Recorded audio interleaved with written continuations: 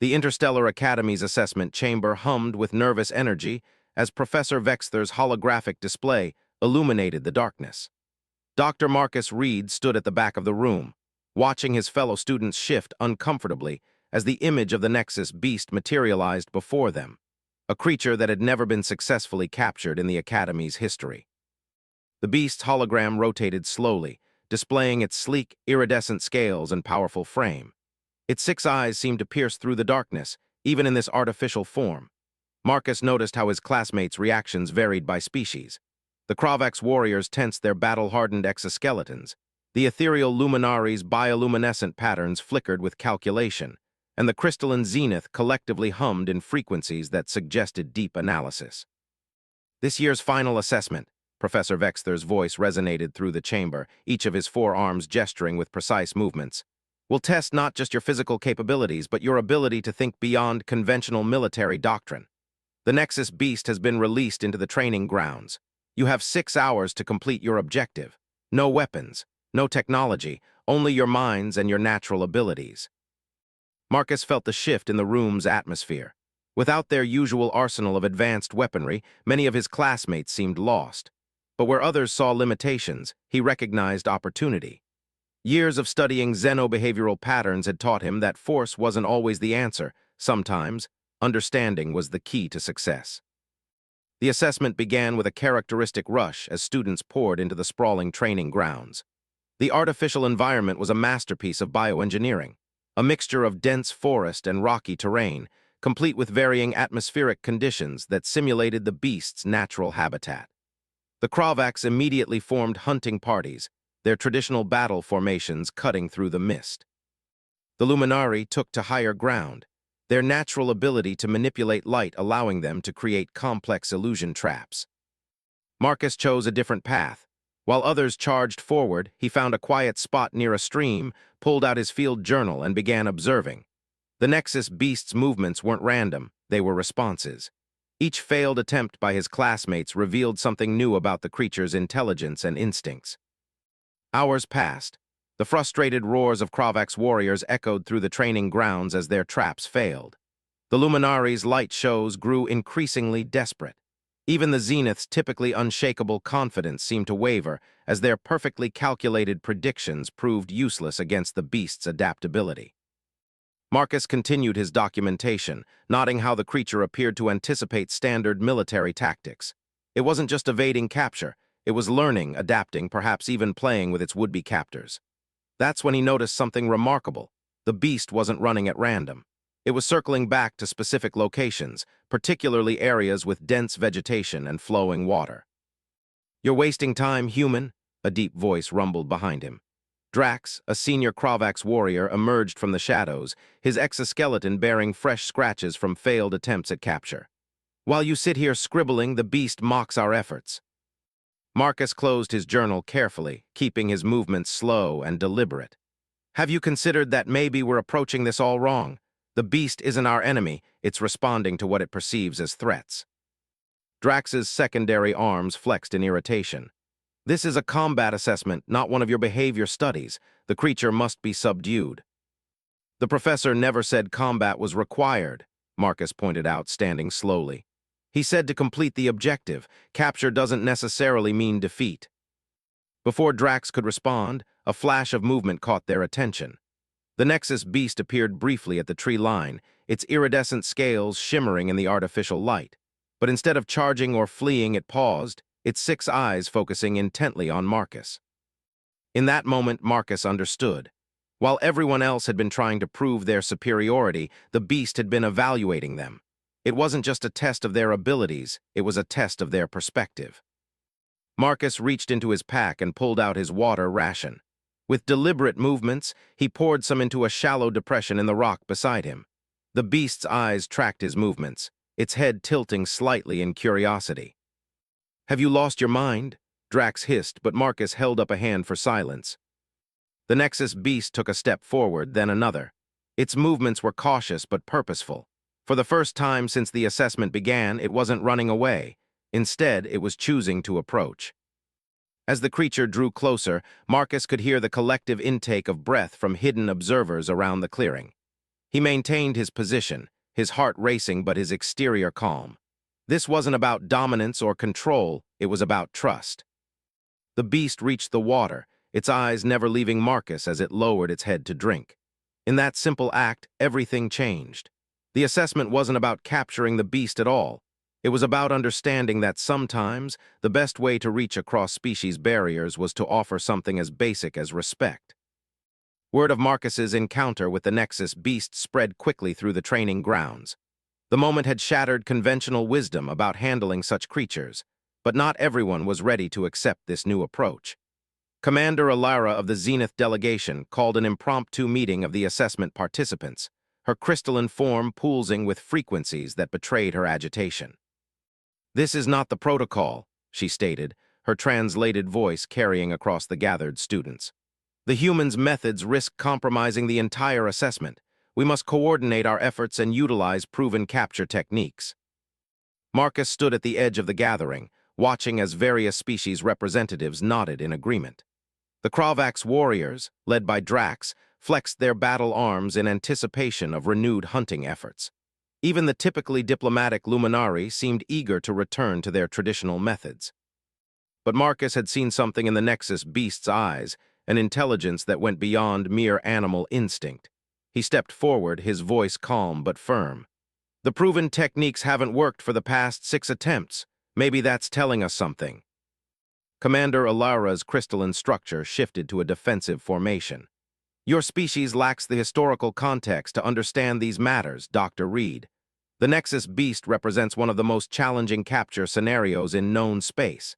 It requires precision, coordination, and—" A distant roar interrupted her speech, followed by the sound of breaking vegetation. The beast was on the move again, responding to the gathering crowd. Marcus noticed how it circled the perimeter, keeping just out of sight but never fully retreating. It was studying them just as much as they were studying it. "Look at its pattern," Marcus pointed out, pulling up his field notes on a holographic display. "Every time we form hunting parties, it responds with evasive maneuvers, but when approached individually with non-aggressive intent, it shows curiosity." Nyara, a junior Luminari analyst whose light patterns suggested deep thought, floated forward. "He's right. I've been monitoring the beast's biochemical signatures. Its stress responses spike during coordinated approaches, but remain relatively stable during Dr. Reed's interactions." The gathering erupted into heated debate. Various species argued their traditional methods, each claiming centuries of hunting expertise. Marcus watched as the Nexus beast continued its circular pattern, maintaining a precise distance that suggested not fear but calculation. Taking advantage of the distraction, Marcus slipped away from the group. He made his way to a small clearing he had noted earlier, one the beast had visited multiple times. There, he began setting up what he called an invitation space. No traps, no weapons, just an arrangement of various scents and sounds that his research suggested might interest the creature. Hours passed as the other students continued their increasingly frustrated attempts at capture. The Kravax warriors' coordinated strikes met with swift evasion. The Luminari's elaborate light traps failed to disorient the beast. Even the Zenith's predictive algorithms proved useless against the creature's adaptive intelligence. As the artificial sun began to set on the training grounds, Marcus sat quietly in his chosen spot, reviewing his notes. The beast's behavior patterns were becoming clearer. It wasn't just evading capture. It was engaging in a complex form of communication through its movements and responses. A subtle shift in the air made him look up. The Nexus beast stood at the edge of the clearing, its iridescent scales reflecting the dying light. Its 6 eyes focused on Marcus with an intensity that suggested deep evaluation. This time, instead of offering water, Marcus simply remained still, allowing the creature to make its own choice. To his surprise, Nyara emerged from the shadows nearby, her bioluminescent patterns dimmed to their lowest setting. "I've been watching," she whispered. "Your approach. It defies everything we've been taught, but I can't deny its effectiveness." The beast's attention shifted briefly to Nyara, then back to Marcus. Slowly, deliberately, it took several steps into the clearing. Its movements suggested not submission, but willing participation in whatever was unfolding. "It's not about defying teaching," Marcus explained softly, keeping his voice calm and steady. "It's about understanding that intelligence comes in many forms. Sometimes we're so focused on proving our superiority that we miss chances to learn from those we're trying to study.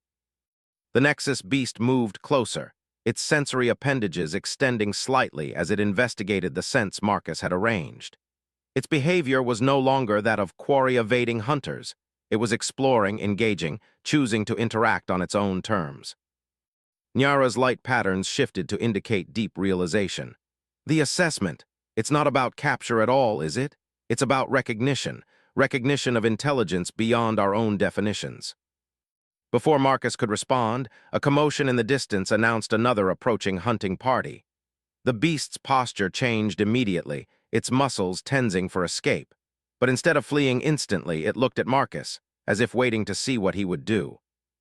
In that moment, Marcus understood that he had crossed a threshold. The beast wasn't just tolerating his presence, it was beginning to trust his judgment. The next few moments would either cement that trust or shatter it completely. The approaching hunting party's footsteps echoed through the clearing, growing louder with each passing moment. Marcus made a swift decision that would either prove his theory or destroy hours of careful relationship building. He stood slowly, positioning himself between the Nexus beast and the approaching group. "Dr. Reed," Nyara whispered urgently, her bioluminescence flickering with concern. "What are you doing?" "Proving a point," he replied quietly, keeping his movements deliberate and calm. The Nexus beast remained in place, its 6 eyes focusing alternately between Marcus and the source of the approaching sounds. Its muscular frame was tense but not retreating, a response that contradicted every recorded behavior pattern. Commander Alara emerged first, her crystalline form casting prismatic patterns across the clearing. Behind her, Drax and his Kravax warriors moved into standard containment formation, their exoskeletons gleaming with combat readiness. They froze at the sight before them, a human standing defenseless between them and their quarry. "Step aside," Commander Alara ordered, her frequencies sharp with authority. "You're interfering with a coordinated capture operation." Marcus didn't move. "Look at what's happening here," he said, gesturing slightly with one hand. "The beast isn't running, it's choosing to stay, to observe. Every time we chase it, we reinforce its need to evade, but when we offer understanding instead of force." The Nexus beast shifted its weight, drawing everyone's attention.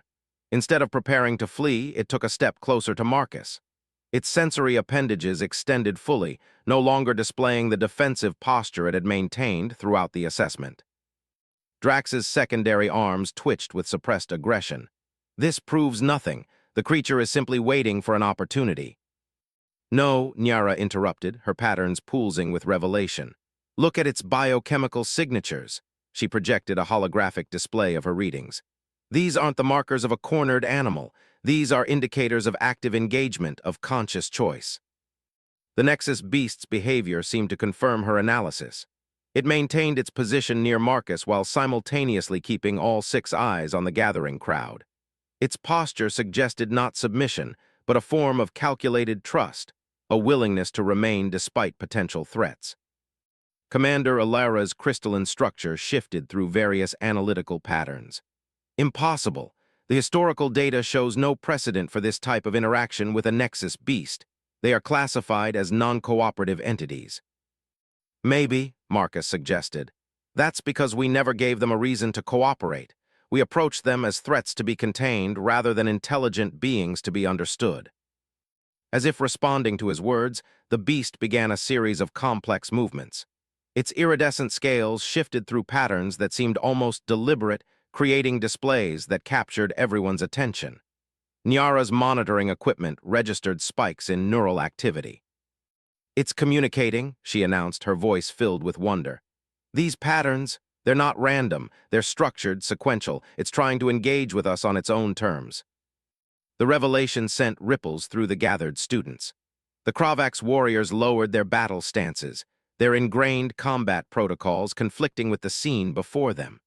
Even Commander Alara's rigid adherence to protocol seemed to waver as she processed this new information. Marcus slowly reached into his pack, maintaining the calm demeanor that had served him so well. He pulled out his field journal and began documenting the beast's display patterns. The creature noticed his activity and, remarkably, appeared to adjust its movements, slowing them down as if ensuring they were being properly recorded. This is unprecedented, Commander Alara admitted, her tone shifting from authoritative to curious. In all our records, there has never been a documented case of a Nexus beast engaging in deliberate communication with other species. Perhaps, Nyara suggested, her patterns reflecting deep thought. That's because we never created the right conditions for communication to occur. We were too focused on domination to recognize the possibility of dialogue. The beast's display continued, its movements becoming more complex. Marcus noticed how it would pause periodically, seemingly gauging their reactions before proceeding with new patterns. This wasn't just communication, it was teaching. Look at how it adapts its signals based on our responses, he pointed out. It's not just showing us something, it's actively working to ensure we understand. This level of metacognition suggests an intelligence far beyond what we've assumed. A soft chime echoed through the training grounds, the halfway point of their assessment time. The sound seemed to break the spell that had fallen over the clearing. The beast's display slowed, then stopped, but it didn't retreat. Instead, it maintained its position near Marcus, watching the gathered crowd with what could only be described as expectation. Commander Alara stepped forward, her crystalline form reconfiguring into a more neutral stance. Dr. Reed, it seems we need to reevaluate our approach to this assessment. Would you be willing to share your methodology with the group? The request represented a significant shift in the power dynamics of their training cohort. The Nexus Beast's response to this change was immediate and surprising. It settled into a relaxed posture, its sensory appendages extending fully as if approving of this new direction. Drax, who had remained silent during the exchange, finally spoke. In all my years of combat training, I have never seen anything like this. Perhaps there is something to be learned from the human approach. Marcus knew they had reached a crucial turning point. The next few hours would determine whether this breakthrough would lead to a new understanding between species or revert to the old patterns of domination and control. The Nexus Beast's continued presence suggested it was willing to participate in this experiment.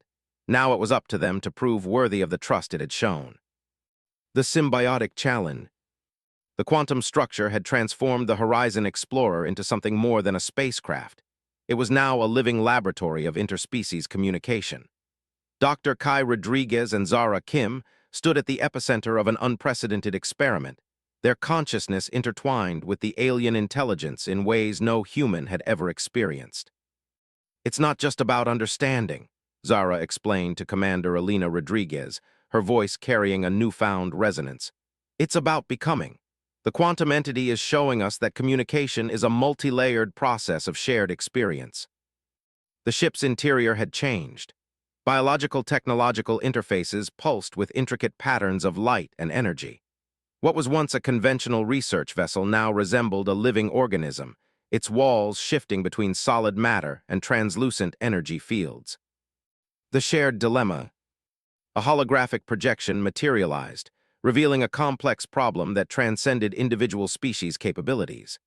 A massive quantum anomaly was developing in a nearby star system, a convergence of gravitational, temporal, and energy distortions that threatened to create a cascading dimensional collapse. This is why we were brought together, Kai realized, his mind simultaneously processing multiple streams of information. Not as separate entities, but as a unified problem-solving mechanism. The quantum intelligence communicated not through words, but through a direct exchange of conceptual frameworks. Each crew member began to see the anomaly from perspectives that defied their previous understanding. Zara could perceive gravitational waves as if they were living currents. Kai could map temporal fluctuations like intricate musical compositions. Breaking conventional boundaries. Commander Elena Rodriguez watched in awe as her crew transcended traditional human limitations. Zara's neural interfaces began to generate solutions that combined human creativity with the alien intelligence's multidimensional thinking. We're creating something entirely new, Elena muttered, her decades of space exploration experience feeling suddenly inadequate in the face of this evolutionary leap. The solution emerged not as a singular approach, but as a complex, interwoven strategy that required simultaneous action across multiple dimensions. Human intuition, technological capability, and the quantum intelligence's abstract reasoning merged into a single, powerful problem-solving entity. The collaborative breakthrough. As they worked, Kai began to understand the true nature of their encounter. This wasn't a test of dominance or a competition between species. It was a demonstration of what could be achieved through genuine collaboration, a symbiosis that elevated both the human and the quantum intelligence. "We're not just solving a problem," he communicated through the quantum interface. "We're proving that intelligence is about adaptability, empathy, and the willingness to perceive beyond our inherent limitations." The star system's anomaly began to stabilize. Gravitational waves smoothed out, temporal distortions resolved, and the threat of dimensional collapse receded. But the real triumph was not in the technical solution. It was in the profound connection that had been established. A new understanding. Zara turned to Alina, her eyes reflecting a deeper understanding. "We've been looking at communication all wrong," she said. "It's not about sending and receiving messages. It's about becoming a collaborative consciousness." The quantum structure pulsed with what could only be described as satisfaction. It had guided humanity to a critical point of evolution, a moment where they could see beyond their biological and technological constraints. As the Horizon Explorer continued its journey, it was no longer just a spacecraft. It had become a living testament to the power of understanding, cooperation, and the boundless potential of collective intelligence. The universe, it seemed, had just witnessed the birth of a new kind of relationship, one that promised to reshape everything humanity thought it knew about connection, communication, and cosmic exploration. The aftermath of transformation. The Horizon Explorer drifted through the cosmic expanse, no longer a mere spacecraft, but a living testament to the most profound interspecies encounter in human history. Dr. Kai Rodriguez sat in quiet contemplation, his consciousness still vibrating with the residual energy of their quantum connection. Commander Alina Rodriguez observed her crew with a mixture of pride and wonder. The individuals who had embarked on this mission were fundamentally different now, changed at a molecular, cognitive, and spiritual level that defied traditional scientific understanding. "We're not just explorers anymore," Zara Kim said, her voice carrying a new depth of perception. "We're translators of a cosmic language most haven't even imagined exists." Reflections of a transformed humanity. The quantum intelligence had not departed. Instead, it had become a subtle, omnipresent presence within the ship's systems, a collaborative partner that continued to expand the crew's understanding of existence. Kai reviewed the data of their encounter. What had begun as a simple research mission had evolved into a profound philosophical and scientific breakthrough. They had proven that intelligence was not confined to biological limitations, that communication transcended language, and that true understanding required a willingness to surrender preconceived notions. The ripple effect. As the Horizon Explorer prepared to return to human space, they knew their journey would challenge everything their species understood about first contact, intelligence, and cosmic relationships. The quantum intelligence had not conquered them, nor had they conquered it. They had become something entirely new, a symbiotic bridge between different forms of consciousness. "How do we even begin to explain this?" Alina asked, not expecting a direct answer. Zara smiled, her eyes reflecting multiple dimensions of understanding. "We don't explain, we demonstrate." A new pathway of exploration. The ship's communication systems began to pulse with a complex transmission, not just a message, but a living blueprint of their encounter. It was a gift to humanity, a key to understanding that exploration was more than physical movement through space. It was about expanding consciousness, breaking down barriers, and recognizing the interconnectedness of all existence. Kai understood now that their encounter was more than a singular event. It was the first step in humanity's evolution, a moment that would be remembered as the point where humans truly began to understand their place in the cosmic ecosystem. The infinite potential. As they approached the familiar boundaries of human-controlled space, the quantum intelligence began to integrate itself more subtly into their systems. It wasn't leaving, it was preparing for the next phase of their collective journey. "We are no longer just observers," Kai communicated through their newly developed quantum interface. "We are participants in a universal dialogue." The Horizon Explorer carried more than just a crew. It carried hope, a new understanding of intelligence, and the promise of connections yet to be imagined. Their mission had transformed from a simple research expedition to a pivotal moment in human history, a bridge between what was known and the infinite possibilities that lay beyond. Epilogue: the continuing journey. As they prepared to share their discoveries, the crew knew their true mission was just beginning. They were now ambassadors of a new way of thinking, of perceiving, of existing. The quantum intelligence had shown them that the universe was not a place to be conquered, but a living, breathing system of infinite complexity and wonder. The Horizon Explorer approached human space, carrying with it the seeds of a revolution in understanding, a testament to the power of curiosity, empathy, and the boundless potential of collective intelligence.